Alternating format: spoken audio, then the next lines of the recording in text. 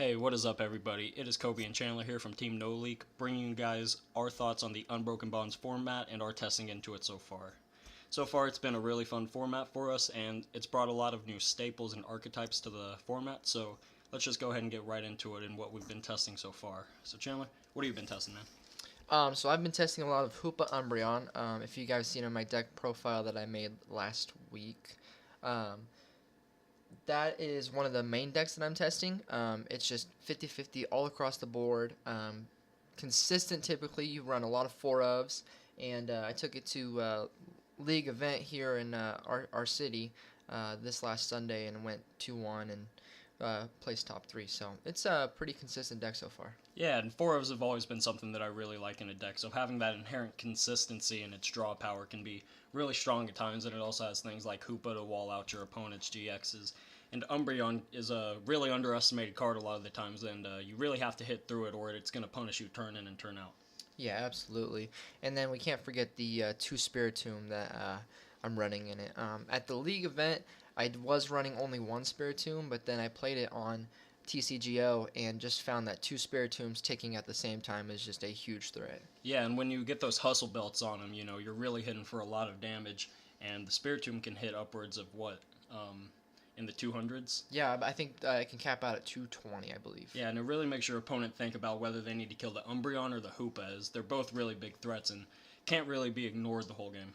Yeah, and I mean, even if they go for the Spiritombs too, they're not hitting the Hoopas or the Umbreons, which is the real problem. So yeah, exactly, and we really just want to be streaming Umbreons the whole game to trade really favorably with 1 prize and 2 prize decks, and even the tag teams, because Spiritomb can really give us a big heads up in that matchup. Yeah, absolutely. So moving on from there, we see Wheezing Coco. Both Kobe and I have been playing a lot of Wheezing Coco. We haven't tested a whole lot of the other variants, but we're excited to give them a shot here soon. Yeah, we've been playing a variant that just plays Coco, Wheezing, and spell tags. We play Treasures and Marshadow to kind of give us that extra draw. The deck has been alright for me in testing so far. Wheezing's a really inherently strong card. It's got a great ability that is similar to Shrine of Punishment, and when you combine it with Shrine of Punishment, you're really doing a lot of spread damage every turn.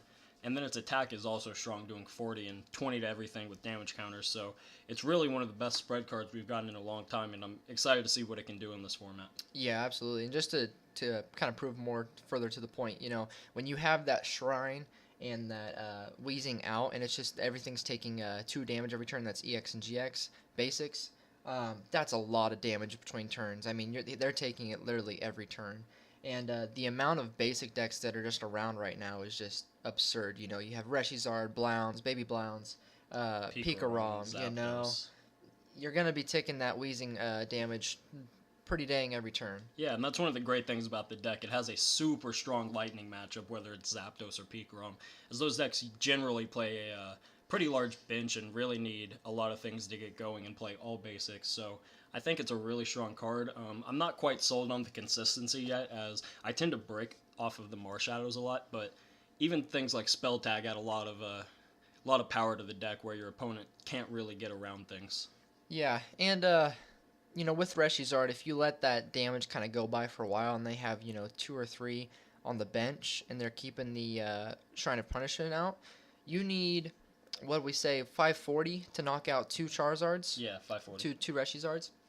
So 540 is not that hard to get late game. You could be down 6-1. You have 540 all across the field. You pull out that Tapu Lele, and that's game right there. Kobe and I have done that many times so far with this deck. Yeah, and it's really just to be seen how people are going to be building the Reshizard decks, as there's not really one set build quite yet. There's the Salazzle builds, the Volcanion builds. I'm interested to see what decks will be playing the Den AGX, because that'll give us a lot of free damage that we will be able to throw into Charizards and Pikarom. So I'm really excited about how the deck can perform. Just got to get that list tweaked a little bit to get it quite right. Yeah, go ahead and get into the deck I've been testing a lot this format, and that's going to be Zapdos. Zapdos was one of my favorites last format, as it's just very inherently consistent, and it has the ability to play, 3 Guzmas in a row, and Guzma is just an insane card that Zapdos can really take advantage of better than any other deck. The main variant of Zapdos I've been piloting lately is the Buzzwole variant, and I'm really curious to see if that can keep up in this meta with Reshizard. I haven't gotten quite as much testing in as I would like, but I think it might be worth considering just playing Zap Beasts, as the Nihilego, Choice, and Shrine can pretty easily take a knockout on a Reshizard, as well as a Tapu Koko GX. So I think that just may be the way to go in the future with Zapdos. Yeah, absolutely. And I know I've noticed you playing a lot of Zapdos Buzzwole. I put a little bit of testing into it the other day. Just played around with it online. It's pretty powerful. It's always putting that pressure on. You have so many outs as far as like Guzma's escape ropes and stuff like that. And I mean, I played it on a little mini tournament online and ended up winning with it. So, and that was the first time I had really played with it. So, very powerful in pressuring deck. Yeah, and it's also kind of like the Hoopa Umbreon deck, where it has a lot of great matchups. Zoroark has always been like the big problem for Zapdos, and the Buzz GX along with the 2 Baby Buzz can really handle Zoroark GX better than a lot of other Zapdos decks. So I'm curious to see if it can stand up to Reshizard, and if it can, I probably will just proceed with the Zapdos Buzzwole variant. Yeah, so moving on from there, we see Zoroark. Zoroark Lycanroc is something that Kobe and I have tested pretty much dang all season. It's always proven to be consistent for us.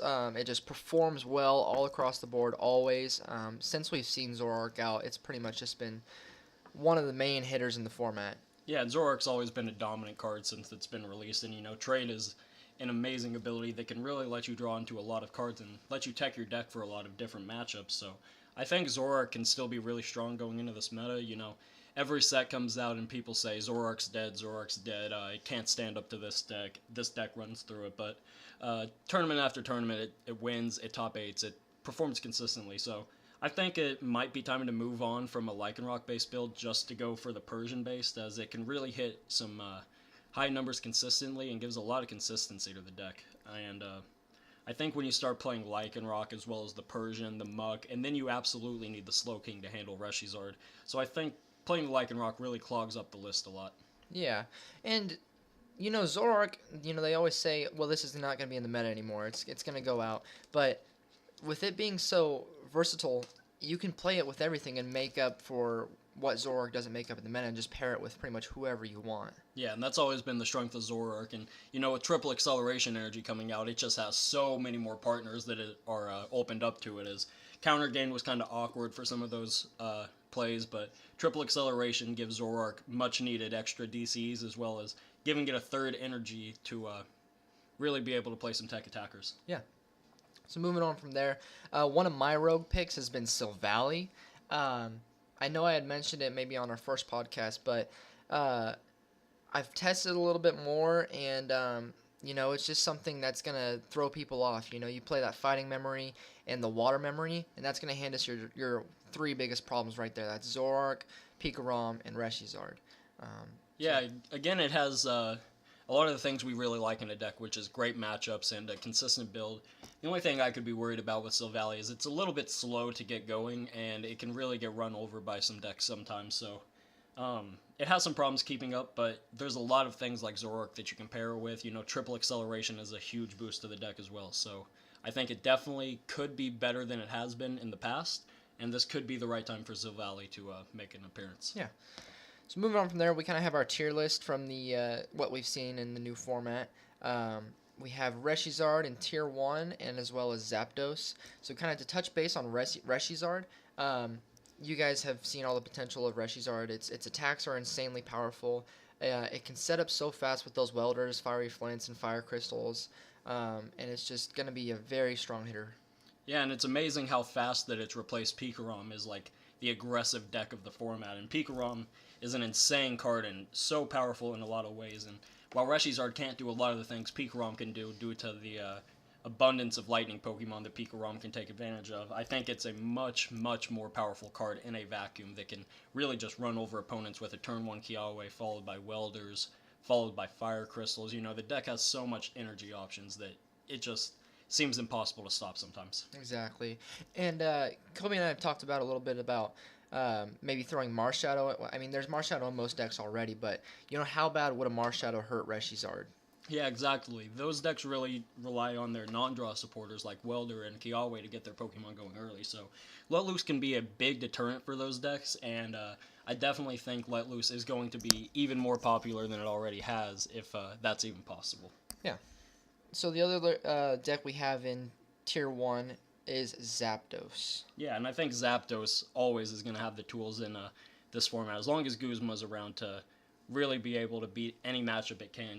Reshi's Art's coming along, but it has a lot of consistent outs with Nihilego plus Band plus Shrine, and that's not hard to pull off at all with things like Jirachi. I think it really just has answers for just about every deck, so it's really strong going into this format as well. And just like Zoroark's versatility, Zapdos just has a similar versatility. You can give it so many different partners. I mean, we've seen, Zap Buzzwole, Zap Beasts. Zapdos, Lycanroc. Yeah, Zap like Jolteon, just straight Zapdos, and it's kind of like at the beginning of this format, videos were coming out, another Zapdos variant, and even more things can be paired with it now with more cards coming out, so I'm curious to see where Zapdos goes from here, and I think it's a really strong play going into Cups and Regionals. Yeah, so going on to Tier 2, we have Zoroark. Zoroark's just always been, a consistent Tier 1, Tier 2 deck since it's been released. We said that earlier. Has so much versatility for partners, like I said earlier. It's just, always just going to remain till it rotates, top 2 tiers. Yeah, and Zoroark's always something you got to be looking out for in regionals and things, and with people starting to go more towards countering Reshizard, they're starting to remove the baby Buzzwoles, and the fighting will start to decrease from the meta, which really is a good sign for Zoroark, because those are some hard things for it to deal with. But I think Zoroark's always going to be strong. It has a lot of new partners. Slowking is amazing. Persian is amazing. You can really tech it for anything, so I think the deck is still going to be really strong going forward. Yeah, absolutely. Yeah, we'll go ahead and move on to our second Tier 2 deck, which is going to be Pikarom. Pikarom still is going to be a really aggressive deck that can run over things. It's a really versatile deck, and it has a lot of cool tools like Zeraora, Xurkitree even, Jolteon GX, Tapu Koko GX. So it can really just handle just about any deck if it can keep up with Pikarom. I'm not quite sure that it has the capabilities to do that, as hitting 270 seems a little bit tough for the deck, but it does play Tapu Koko GX, and Picarom's still an insane card, so I'm not going to count it out quite yet. Well, and you had mentioned even putting Aether Paradise in there so that Reshizard couldn't one-shot it. Yeah, absolutely. Even with the Choice Band, Reshizard would have to find Stadium counter plus Choice Band plus get the 230 attack off, so it could definitely stand a chance if it's built right, and I definitely want to get a lot of games in against Reshizard with it, though, for sure. It does gain new tools like the Dene GX and Electromagnetic Radar to really get it going faster than it even has in the past, and the Turn 1 Full Blitz is definitely even more possible now than it was before. Yeah, definitely.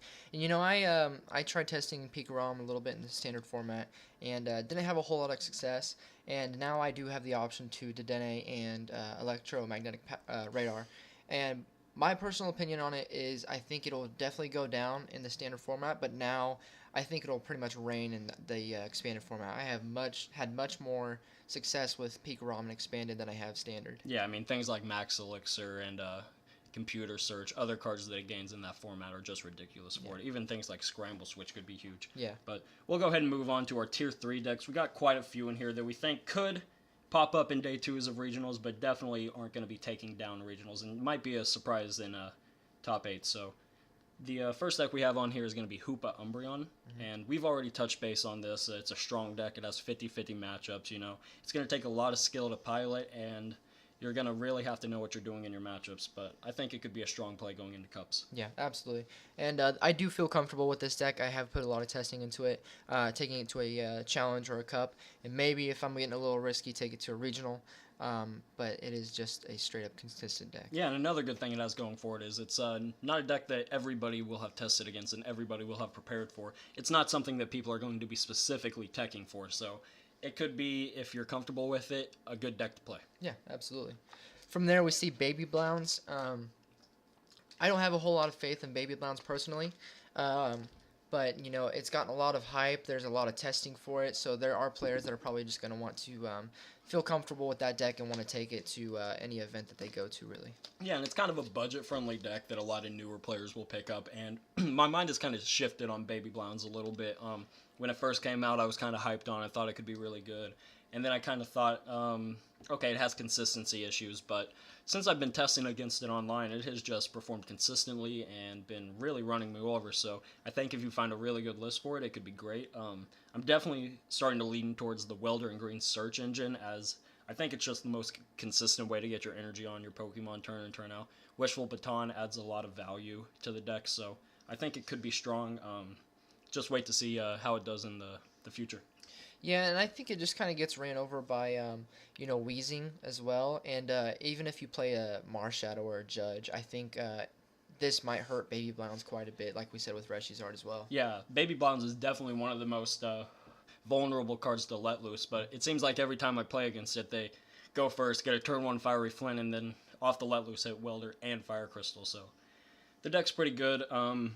Just it may have consistency issues, as something like Ultra Necrozma has seen, where it's really a powerhouse, but can it do it every game?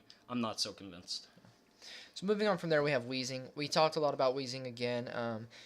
We want to see kind of the more partners that it'll have with it. We saw a couple posts about people playing a lot of different variants, and it's going to be cool to see how the reigning Wheezing variant will be. Yeah, it's a cool deck, something that a lot of newer players will play as well, and I would definitely expect to see one of them at a regional for sure. It's a strong card, and I wouldn't just take a loss to it. Yep.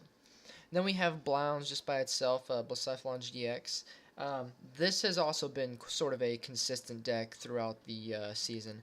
I think it kind of took over quarter 2, as well as a little bit of quarter 3 with Zach Lasage winning Collinsville with it. Yeah, it's a really simple deck to play. It's got a really streamlined strategy. Just get a bunch of energy on the field and blow things up. So it's always going to be something that can take down big threats like Reshizard or Pikarom if it gets going fast enough. But I think it just may fall a little short in this meta. Yeah, and I think Reshizard just kind of takes over as the new beat stick deck for Fire. Yeah, and absolutely. And with things already countering Reshizard, people teching for it, I don't think Blounds is actually a very safe pick going into this format. Yeah. We have seen a lot of Naga Quag being posted around the pages that Hey Fonte and Verbank, and that's going to be a very interesting deck, especially if it's paired with Wailord against the Reshizard matchups. Yeah, I think it's kind of a low power level deck and something that I've never really loved personally. I think it has potential for sure, but I think it's kind of just something you go in, trying to beat, your good matchups and hoping you see 4 Reshizards and a couple Pikaroms. Other than that, I think it's kind of an underwhelming deck. Sure. Now, we have seen a lot of debate on whether it should be partnered with Onyx or the new Fighting Quagsire. I like the idea of fighting Quagsire, sorry, but those Wooper spaces are very, very important for getting your washout Quagsires on the bench. Yeah, and something I really don't like about the deck is it's really tight on bench space, and it's something you really got to think about all game. And I kind of tend to prefer decks that you can fill your bench up accordingly, and you don't feel rushed. You need 2 Nags, you want two Quagsires, and you still need attackers. You need cards to draw like a Marshadow or Rangaroo. I just don't find the deck consistent enough for my liking. Sure. Moving on from there to tier 4, we have Malamar. Malamar has always been, a consistently played deck throughout the season, and even since it's kind of been released. But we've never seen it be as a very strong, what's the word I'm looking for? Strong pick. Yeah, strong pick, or even like top 8 competitor. Yeah. It saw some success earlier in the season with the gas can variants of just straight Psychic Malamar, but I think that was kind of its peak, as that's when its matchups were really the best, and now I don't really see its matchups as great as other decks have been. I feel it kind of gets ran over by the other beat stick decks such as Pikarom and Reshizard, while it still has probably more consistency issues than the likes of Pikarom, so I think we'll probably see the Malamar faithful still play it, but I expect its play to decrease even more than it already has. Yeah, and I mean, it's a powerful hitting deck, but there's so many more powerful hitting decks and faster now. Reshizard is faster than Malamar. You get that Kiawe off first turn, then Welder off next turn. It's an insane combo, and it's gonna be quicker than that Malamar setup, as well as Pikarom is typically faster than that Malamar setup as well. Yeah, and I think Malamar's just kind of survived up to this point on the back of Giratina. That Giratina is such a strong card that makes the deck so versatile, but now it can't even really handle the likes of things like Reshizard and other one prize matchups that can kind of just go faster than Malamar can. So I think it might be time to put Malamar down. Yeah. So moving on from there, we have Gardevoir Sylveon. At first glance, this card did not seem, very overwhelming. It's very underwhelming. But, I've been playing against it online a lot, and the mixture of, what's the Kaleidostorm. Kaleidostorm. The mixture of Kaleidostorm, being able to take all the energy from the active and put it on your bench, and then have the Ace Roller or the Max Potion for next turn, is a really insane play. Yeah, and that GX attack is really strong as well. If you do get 6 energies on a Gardevoir Sylveon, your opponent has to shuffle their hand back into their deck, and that's it. They don't get to draw cards off that, so it really puts them in immediate top deck mode.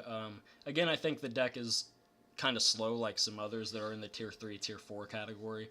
So I don't know if it can even handle Reshizard, as Reshizard really seems to be oppressing a lot of these slower decks. So I think there might just be too much aggro decks in the format for a healing Centric strategy such as Gardevoir Sylveon to work. Yeah, and Gardevoir or Sylveon just kind of gets ran over by his Reshizard, I think. It just doesn't output enough power. Reshizard is hitting that 260 pretty consistently if they have Choice Band. As well as, even if they have the Wondrous Labyrinth in play, that doesn't really hurt Reshizard just because of how fast it can attach energy still. Yeah, it gets its energy on so fast, and, even its other attacks, Outrage and Double Blaze GX, can really just run through Gardevoir, so I definitely think it is not the time for Gardevoir Sylveon, but it could be, it's a strong card, and we could see it being played, even though I do think it takes a pretty big loss to Reshizard. Yeah. So moving on from there, we have our new tech list ideas that we think are going to be in this new format. Starting off with it might be Nihilego. That's going to be tech towards Reshizard, just for if you're playing, Zap Beasts. You just throw that Nihilego in there, throw that counter energy on there if you're playing it, or what do they play with the Nihilego and Zapdos energy? What do you mean? The rainbows? Rainbows, sorry. The rainbows, not the counter energy. So they attach the rainbow energy to the Nihilego and just copy Reshizard's attack, and that's a pretty good play. And then you can follow up in Zap Beast with a Tapu Koko GX in order to get that next Reshizard knockout. Yeah, and Nihilego's always been a really good Pokemon to copy GX attacks and really just other beat stick attacks like the one Reshizard has, Peak Rom's attacks, so it's still going to be a strong card that can do a lot of damage for Zapdos when it really needs it, and paired with things like the new Kartana, Zap Beast really gets a lot of tools that it can start to save its Electro powers for key turns and really hit high numbers every single turn, so I got a lot of faith in this card and in Zapdos in general. Yeah. So then we have Slowking. This is going to again be towards Reshizard and countering towards Reshizard. That's going to be played probably in your Zoroark decks. You might see it in maybe some other decks, but I don't imagine so. It's just going to be a good partner for Zoroark. Yeah, and it could also pop up in some other triple acceleration energy decks. You could see it in the likes of something like Weezing or Silvally. It does have a pretty useful attack, so it could be pretty good. Yeah. Moving on from there, we have Frost Rotom, again for Reshizard. I'm not real familiar with this card. I think you run it with your counter energy decks. Kobe will have you kind of touch base on it a little bit more. Yeah, it's kind of like the Slowking equivalent for the one-price counter energy decks. It does 10 plus 20 for each energy your opponent's active Pokemon has on them. So if a Reshizard has 4 energies on it, you're going to be hitting for 180. You put a Choice Band on it, and you're going to be hitting for like 240. If they overload their energies, like a lot of newer and over-aggressive players tend to do, you can really come in with your Frost Rotom and take big knockouts that they're not ready for. So kind of just film the same rules the Slowking does. Yeah. Moving on from there, we have Larvitar. I've had a lot of success with Larvitar. You can run it in your counter energy or double colorless energy decks, such as the Weezing that we were talking about earlier. Any shrine-based deck, really. You can really come in and take those big fighting weak knockouts for DC and counter energy decks for sure. Yeah, and it'll just one-shot the Peak Roms and the Zoroarks, and that's kind of all she wrote right there. Yeah, it's already been a card that's seeing play for Peak Rom and Zoroark, and in your spread decks, I would definitely consider playing it some more, as it really hardwalls those cards quite a bit. Another one we got on here is going to be Field Blower. Field Blower is a card that we've seen in and out of lists all season, and ever since Garbotoxin rotated, some people kind of see it as a win more card. You don't need it, but there's a lot of metas that I think Field Blower can be really good in, and I think this is going to be one of them. Is Wishful Batons are coming back, Escape Boards, Choice Bands. All of those things can still be really valuable to discard, as well as stadiums like Shrine and Viridian, Aether Paradise. So I really think it could be the time to bring Field Blower back into your decks, and if you're playing a deck like Zapdos or Zoroark, I would definitely throw one of those in your list. Yeah. I think you kind of covered everything on the Field Blower, so we're going to move on to Marshadow. Marshadow has always been kind of a one of, or maybe even a two of in a lot of decks. It's going to disrupt that first turn hand on your opponent. Um, maybe 8 times out of 10. And it can break your hand as well. You could Marshadow yourself, let loose, and not draw into anything. So it's a very risky card, but it's so powerful yeah. against these inconsistent decks. And while Marshallow's already been played, I would consider playing it even more for these fire decks. And while we're on the topic of Marshadow, I'm also kind of hyped about the new Marshadow that discards a Stadium card with its ability if you discard the Marshadow, as well as doing a 80 damage attack to Ultra Beasts. So it can really be a hard Buzzwole counter for things like Zoroark if that's something you're still concerned about, and can really be teched into a lot of decks to deal with, even Prism Star Stadiums as well. Yeah, yeah. I mean, it knocks out a few Ultra Beasts. You have Buzzwole GX, where if you have a choice band on it, it's gonna knock out a Buzzwole GX. Yeah. You got Baby Buzzwole, which already at one shots, and then you got Nihilego. If Nihilego is gonna be a new tech in there, that's gonna one shot Nihilego. Yeah, and it's even good against the new Kartana that has pretty low HP. So yeah, not bad. So moving on from there, we have Dugong. This was kind of brought to my attention maybe a couple days ago. It does 60 to 2 Pokemon for a triple colorless, right? Yep, 3 colors. Yep. So that's a pretty fair attack. It's gonna hit weakness on Reshizards to the active, and it's gonna do a lot of spread. Maybe something to smooth out the spread. With maybe inside Weezing or other spread decks. Yeah, it's something that could be paired with Weezing and other spread decks to really give you some pop and power to take some big knockouts at times in large quantities. It will still hit fire decks for weakness, so it has a big answer to Baby Blacephalon if they decide to bench real small. And while we're already playing triple acceleration and Weezing, I think it could be a pretty easy slot in there for sure. Yeah. So that's kind of going to wrap up our tech list. Sorry, I can't talk right now. So moving on from the standard format and what we think about all that, we're going to talk a little bit about the Hartford regionals that just happened. It's pretty interesting. We have Jose Marrero in first, winning the whole thing with Rayquaza. This man's kind of been playing Rayquaza almost all season. Yeah, it's kind of like a similar situation with Zach Lesage and Blacephalon, where they're just comfortable with the deck, they love the card, and he's just been playing it all season, tried and true, and it's paid dividends. And Rayquaza's always been a card that if you can get it to be consistent and expanded, it's a real powerhouse and doesn't really lose to a lot of decks. Yeah, and like you said earlier, when you're consistent with something and you stay consistent with it, you're gonna trust it, and I think that's very important for players to know. If you're happy with a deck and you like the way it plays and you're comfortable with it, you should always pick a deck you're comfortable with. Yeah, and there's been some debate with these Rayquaza lists whether the stadium of choice should be Skyfield or Parallel. Jose's played Skyfield, and with the first place finish, I think this is probably the go-to list for Rayquaza and Expanded, and could probably see a lot more play as an aggro deck in Expanded for next season. Yeah, so in second place we have Sam Ertman. He was playing Trevenant.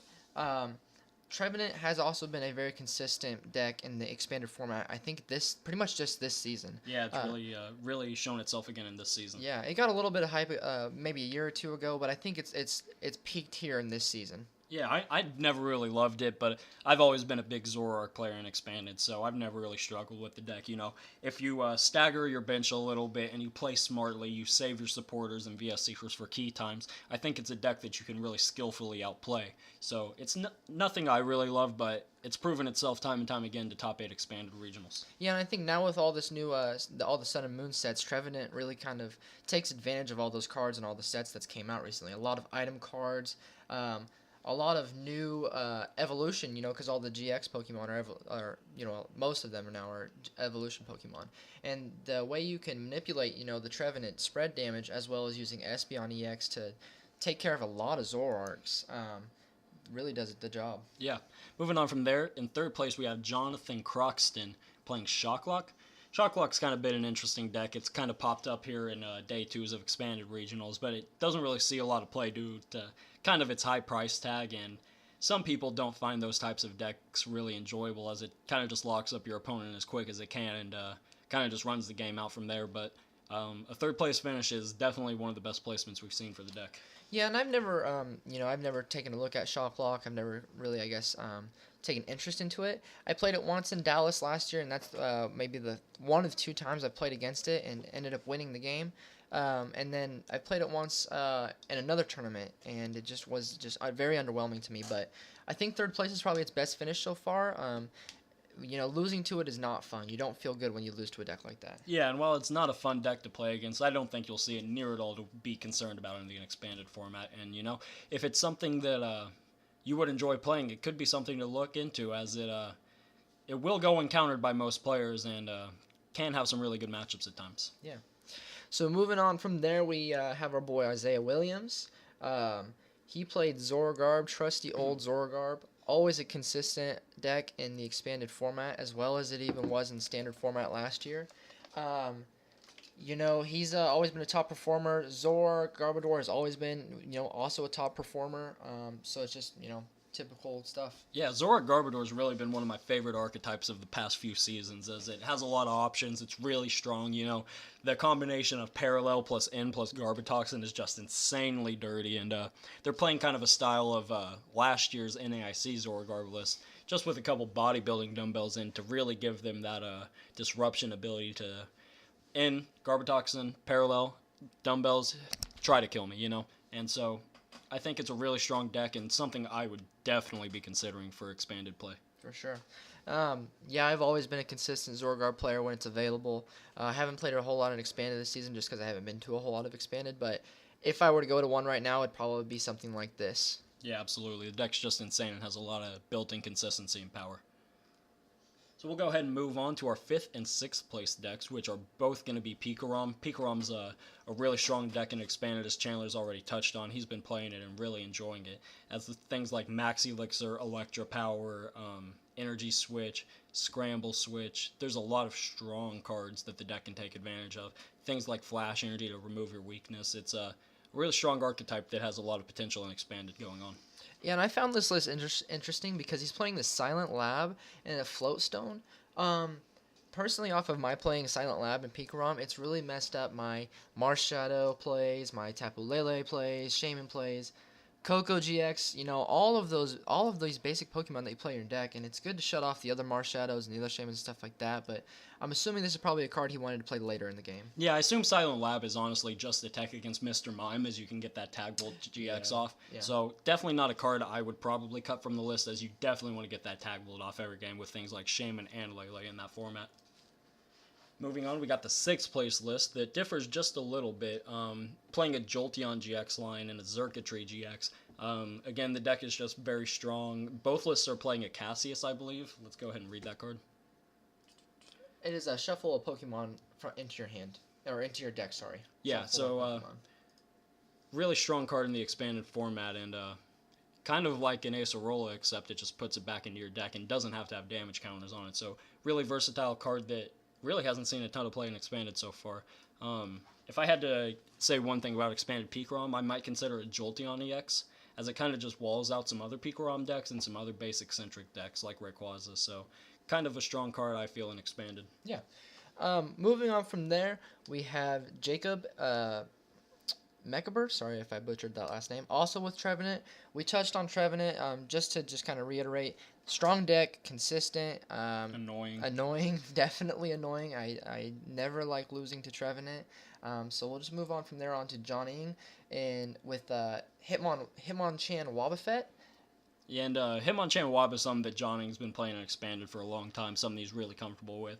And he's actually got an interview with, I believe it is Rahul Reddy, talking about his run through it. And it's just a really strong deck that can counter Zoroark and Pikarom really well, and has a lot of disruption ability as well with things like Wobbuffet. Yeah, and even the Hitmon trio in Standard, even without Wobbuffet, has proven to be strong in a similar concept. Yeah, definitely. Some to definitely take a look at as kind of a budget option for expanded if you don't want to invest a ton of money into a format that you might not be too familiar with. Definitely. Well, guys, I think we're going to kind of wrap up here. Thanks for joining. We'll release our videos further in the week, and if you want to give our page Team No Leek a like on Facebook as well as a follow or a subscription on YouTube, we would greatly appreciate it. Yeah, thanks, guys.